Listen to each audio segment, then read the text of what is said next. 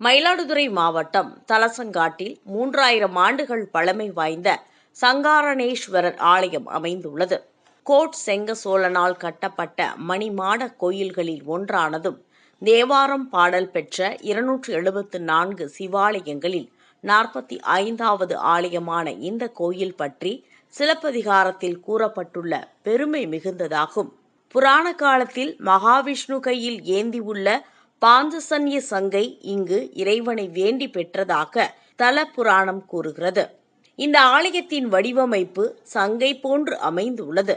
சோழர் காலத்தை சார்ந்த பழமையான 10 கல்வெட்டுகள் இந்த ஆலயத்தில் அமைந்துள்ளது.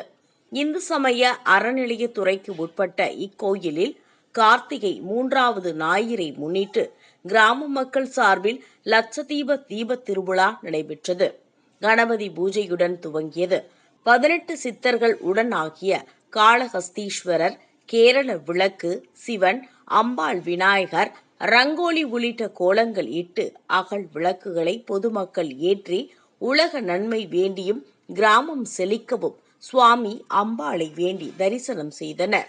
இதன் காரணமாக பழமையான இந்த ஆலயம் தீப ஒளி வெள்ளத்தில் ஒளி ஓவியமாக காட்சியளித்தது. கைலாய வாத்தியங்கள் முழங்க சுவாமி மற்றும் அம்பாளுக்கு தீபாராதனை நடைபெற்றது.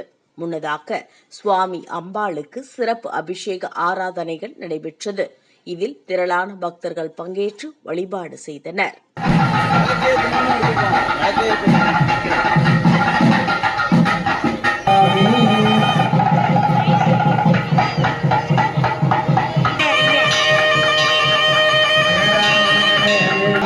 ஓம் ஜெயரம்பாய நமஹ, ஓம் ஸ்கந்தபூர்வஜாய நமஹ, ஓம் பக்திமானரஹ சர்வசித்தியவாப்னோதி ராஜ்யம் பிராப்னோதி.